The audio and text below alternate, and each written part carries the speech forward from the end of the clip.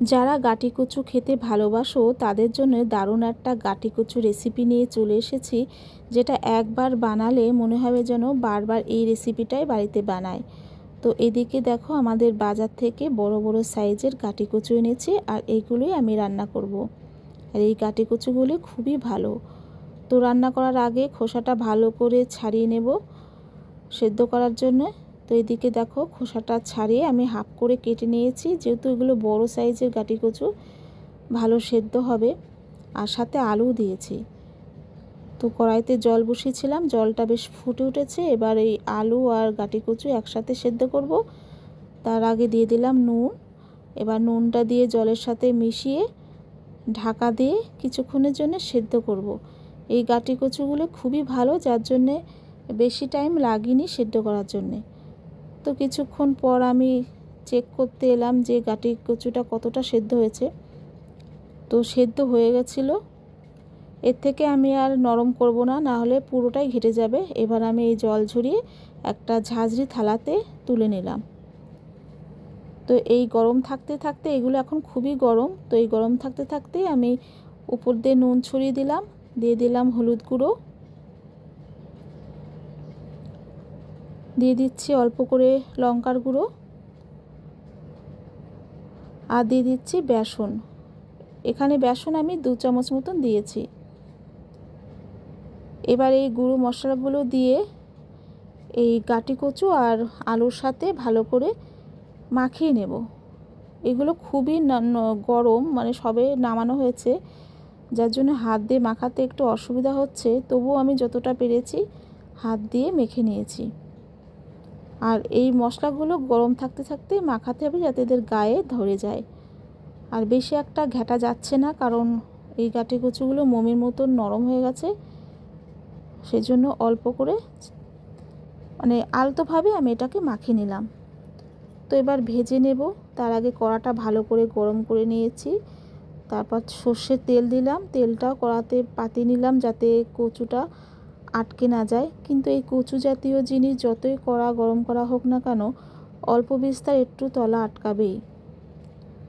তো এই গাটি কচু আর আলুটা দিয়ে এবার ভেজে নেব। বন্ধুরা, যারা এই রান্নাটা করে খাওনি তারা একবার হলেও এই রান্নাটা করে খেও। নিরামিষ দিনে এই এক পদের রান্না হলে কিন্তু অনেকটা ভাতই খাওয়া যায়।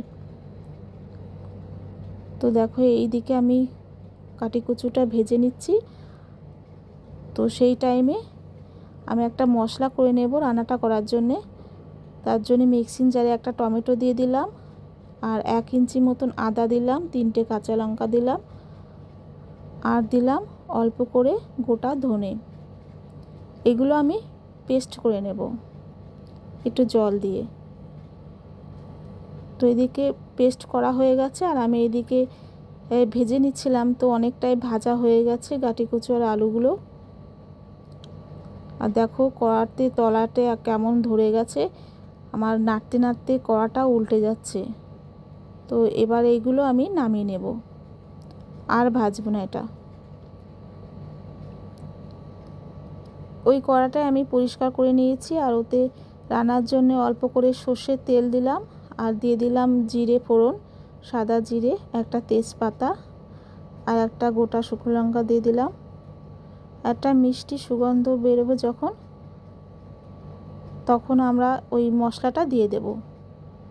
যে মশলাটা করে নিয়েছিলাম সেই মশলাটা দিয়ে দিলাম। এবার এই মশলাটা দিয়ে নাড়াচাড়া করে নেব।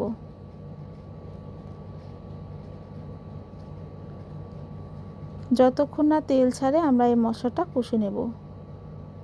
তো দেখো তেলটা অল্প অল্প ছাড়তে শুরু করেছে।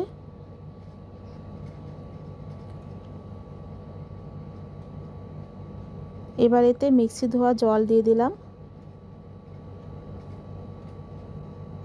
দিয়ে দিচ্ছি হলুদ গুঁড়ো,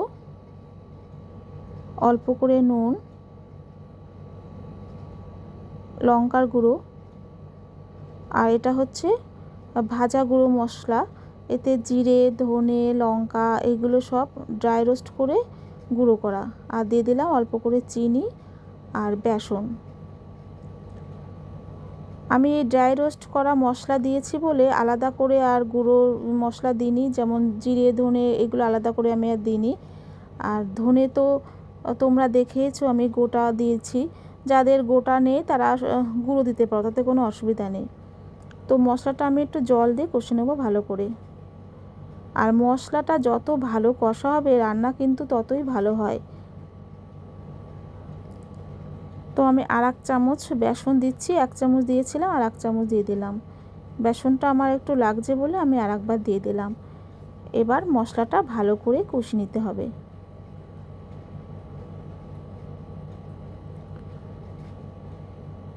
যতক্ষণ না তেল ছাড়ছে মশলাটা আমরা কষে নেব ভালো করে।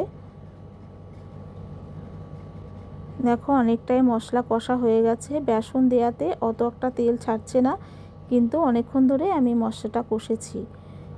তো এবার এই ভেজে রাখা গাটি কচু আর আলুটা দিয়ে দিলাম।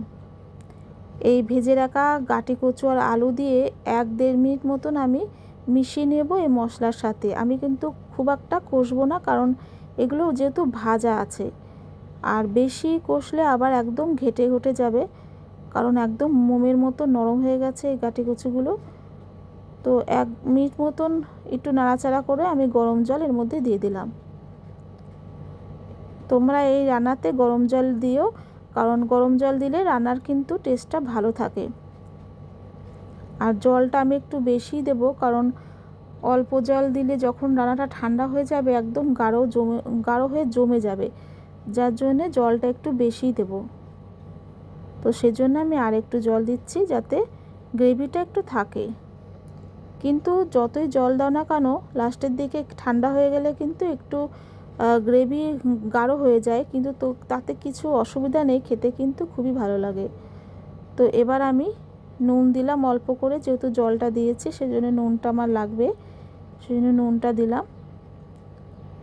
আর দেখো একদম মোমের মতন নরম গলে গেছে, এতটাই টেস্টি হয়েছিল এই রান্নাটা। যারা করে খাবে তারা অবশ্যই আমাকে কমেন্টে জানাবে যে রান্নাটা কেমন হলো।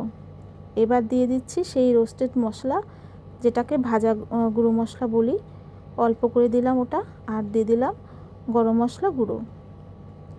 রান্নার একদম লাস্টের পর্যায়ে চলে এসেছি। এবার এই মশলাগুলো আমরা ভালো করে মিশিয়ে নিচ্ছি। আর আমি এই রান্নাটা একদম ঢাকা ছাড়াই রান্না করেছি, কারণ গাটি কচুটা একদম গলে গেছে, নরম হয়ে গেছে। গলে বলতে একেবারে গলিনি, কিন্তু মোমের মতো নরম হয়ে গেছে, তো ঢাকা দিলে আরও গলে যাবে। তো বন্ধুরা আমার রান্না তোমাদের কেমন লাগলো অবশ্যই কমেন্ট বক্সে জানিও, আর ভালো লাগলে সাথে একটা লাইক দিও। আজকের মতন এখানেই বিদায় নিচ্ছি, দেখা হচ্ছে পরবর্তী কোনো নতুন ভিডিওতে। ধন্যবাদ।